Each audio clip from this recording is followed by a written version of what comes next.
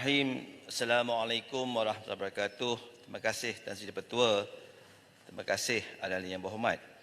Pertamanya saya mengucapkan syabas dan tahniah kepada Yang Berhormat Tan Bun atas pembentangan kajian separuh penggal rancangan Malaysia ke-12. Pada khidmat saya Yang Berhormat Tan Sri, kita ada 3 perkara yang penting. Pertamanya, Malaysia makmur, inklusif, mampan. Yang keduanya, Malaysia Madani, mampan, sejahtera dan berpendapatan tinggi berasaskan ekonomi madani memperkasakan rakyat. Perkara ini amat penting, Tan Sri Yang Dipertua, kerana ia merangkumi satu gagasan ekonomi bagi kita memulihkan semula ekonomi kita selepas kita dihempap begitu besar pada tahun 2021-2022 dengan pandemik dan krisis geopolitik yang tidak berkesudahan.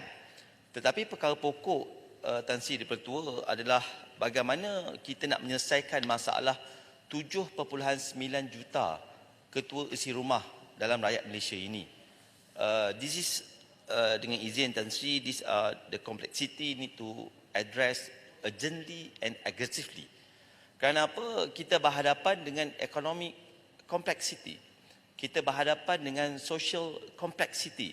Kita berhadapan dengan financial complexity dan pelbagai lagi yang berkait, yang akhirnya complexity inilah yang harus kita ungkai supaya pencapaian dapat kita garap demi memperkasakan rakyat. Saya menyambut baik cadangan kerajaan untuk menurunkan defisit fiskal pada 2025 pada paras 3.5%. Tahun lepas kita berada pada kadar 5.6% dan kemudian tahun ini dijangka untuk kita turun kepada 5%. Bagi saya, Yang Berhormat Tan Sri, mudah untuk kita turunkan defisit fiskal dengan kita tidak berbelanja. Tetapi adakah itu merupakan satu teori ekonomi yang baik? Kerana apa? Berbelanjalah yang akan menyebabkan spillover effect sampailah ke akar umbi dan akhirnya ia akan merangkumi 3 perkara asas: mampan, sejahtera dan berpendapatan tinggi, seperti mana yang digagaskan dalam kajian separuh penggal rancangan Malaysia ke-12. Isunya adalah fundamental. Isunya adalah bagaimana reformasi struktur yang ingin kita lakukan. Saya melihat, Tan Sri Dipertua, bila kita nak beralih daripada subsidi pukal kepada subsidi bersata, itu cukup baik. Tetapi perkara yang dibangkitkan oleh Yang Berhormat Hitam ada relevannya, Tan Sri.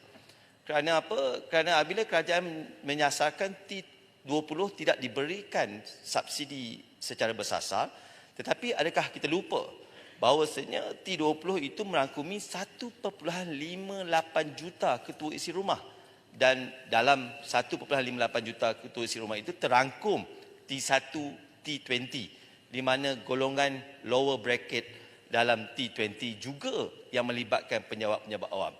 Inilah perkara-perkara yang harus kita beri perhatian supaya rasa tidak puas hati, rasa bimbang, sanksi ini dapat kita atasi melalui ekonomi madani.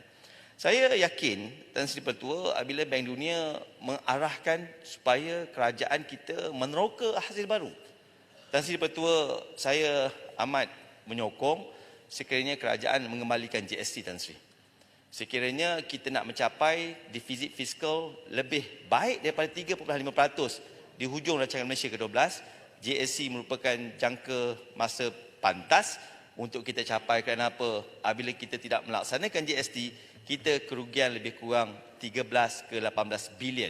Dan 13-18 bilion ini dapat kita beri kepada rakyat, dapat kita bantu ekonomi yang akhirnya ia akan memberi sesuatu peluangan yang baik. Tan Sri Pertua, ekonomi madani 7 prinsip bagi saya adalah satu kerangka yang baik bagi kita menggagaskan 10 tahun ke hadapan. Cumanya Tan Sri, kita berada di persimpangan. Tan Sri Pertua, adakah kita nak melihat pertumbuhan ekonomi ataupun kita nak melihat saiz ekonomi? 2 perkara yang harus kita buat keputusan. Kerajaan menyasarkan 30 terbaik di dunia, 30 ekonomi terbaik di dunia dari segi pertumbuhan. Kalau Tan Sri Pertua, saya buat calculation mudah, Tan Sri, mengambil kira semua karakteristik ekonomi remain as it is for the next 10 years, kita melihat kita hanya mampu untuk beat Thailand Kenapa? Thailand ketika ini berada pada tangga yang ke-30. Hanya memerlukan 2% pertumbuhan. Kalau kita ada pertumbuhan 6%, kita akan pergi kepada negara seperti Switzerland. Tapi kalau kita melihat dari segi GDP per kapita, kalau kita melihat dari segi GDP per kapita, kita hanya mampu berada pada kadar 67, sekarang ini beralih kepada 63. Perkara-perkara inilah yang Muhammad Tan Sri saya minta kerajaan buat keputusan. Sama ada kita nak melihat secara magnitude ataupun kita hanya nak melihat secara kosmetik. Bagi saya yang paling pentingnya adalah saiz, bukan pertumbuhan. Pertumbuhan itu hanya nilai yang bukan akan hanya memberi gambaran, tetapi dia tidak menggambarkan perkara yang sebenar. Tan Sri Pertua, dua lagi isu yang saya nak bangkitkan Tan Sri Pertua adalah berkaitan kesejangan wilayah. Saya lihat ramai ahli yang berhormat bangkitkan berkaitan kesejangan wilayah. Perkara ini amat penting sekali kerana apa? Dalam ucapan Yang Amat Berhormat Tambun semalam, ada sebut satu frasa yang dekat di hati saya, iaitu keadilan sosial. Bila keadilan sosial, kita sekarang ni berarah untuk mencapai satu negara berpendapatan tinggi. Kita juga nak ada masyarakat yang mempunyai pendapatan tinggi. Dan kita hanya perlu capai 9.1% lagi untuk capai lebih kurang RM10,000 Malaysia sebulan. Dan ini adakah menggambarkan secara keseluruhan?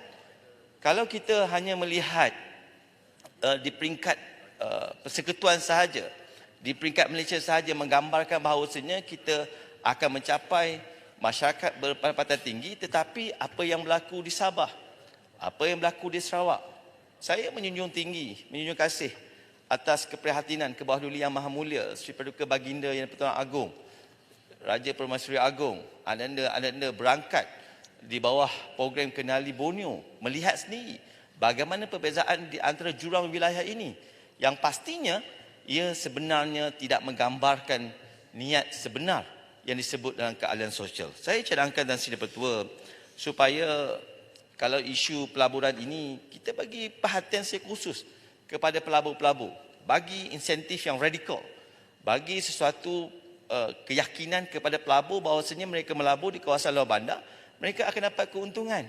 Tetapi adakah apa yang kita lakukan hari ini, perancangan yang kita lakukan di peringkat kementerian berasaskan kepada data sentrik?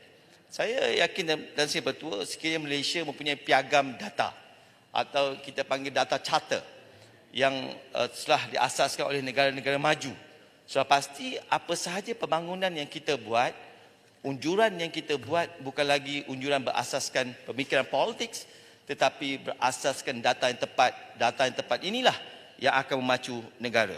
Tan Sri Pertua, kalau kita lihat survei yang dibuat oleh dosen pada tahun 2022 dibandingkan dengan 2019, strata di luar bandar pada tahun 2009 hanya pada kadar RM5,004. Selepas 4 tahun, 5 tahun, 2022 pada kadar RM5,147 saja peningkatan. Peningkatan hanya kurang lebih daripada RM140 saja. Adakah ini yang dinamakan keadilan sosial?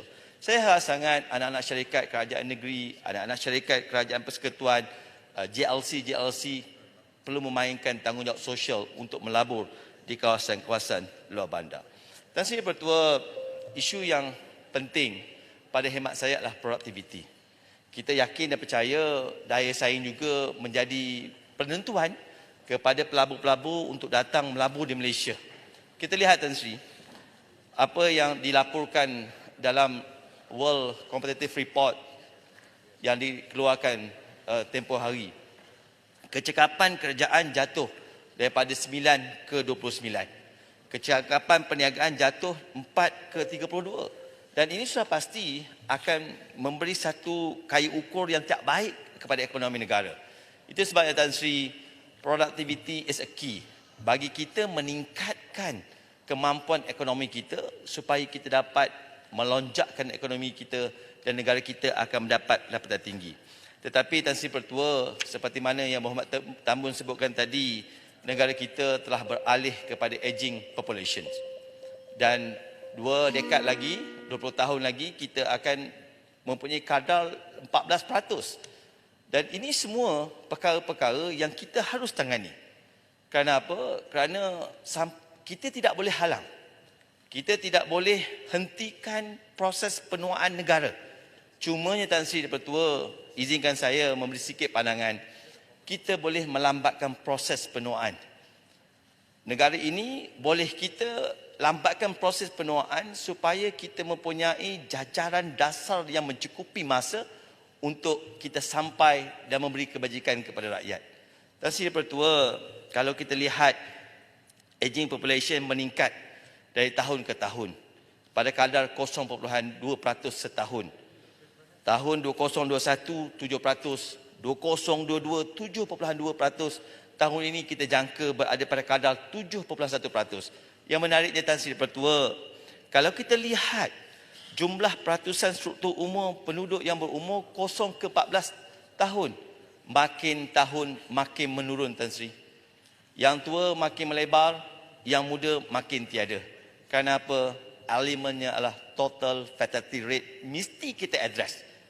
Yang Mohd Menteri Kesihatan ada dekat sini, saya yakin dan percaya Yang Mohd Menteri, sekiranya isu total fatality rate ini kita jadikan sebagai agenda utama dan kita jadikan juga sebagai sasaran utama dalam kajian separuh penggal rancangan Malaysia ke-12, apabila sampai 2025, kita nak tahu berapa ramai kadar kesuburan negara kita yang akan memberi Tan Sri Pertua membina infrastruktur mudah Tan Sri.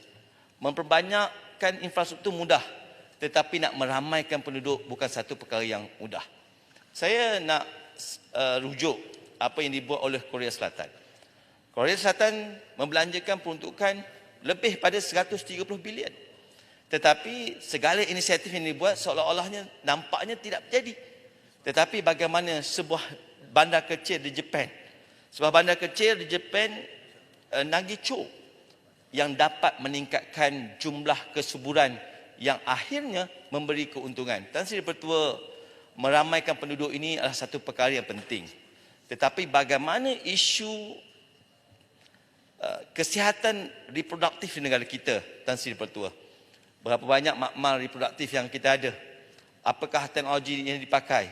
Adakah mampu akses kepada rakyat? Adakah mampu rakyat menjalani 3 kitaran, 4 kitaran? Dan ini semua Tan Sri Pertua bagi saya merupakan key untuk kita meningkatkan produktiviti, dan produktiviti harus dipacu untuk kita meningkatkan ekonomi. Tan Sri Pertua, kompleksiti ini amat besar. Kita kena uraikan satu persatu dan saya yakin data charter lah yang akan menjadi pengurai kepada kompleksiti. Rancanglah baik-baik berasaskan data yang tepat, dan data yang tepat ini akan organize our economy dan akan memudahkan kita untuk well manage ekonomi. InsyaAllah Tan Sri Pertua, hasrat kita akan tercapai untuk mencapai negara yang maju pada satu hari nanti. Terima kasih Tan Sri Pertua. Terima kasih Pak Ifsah.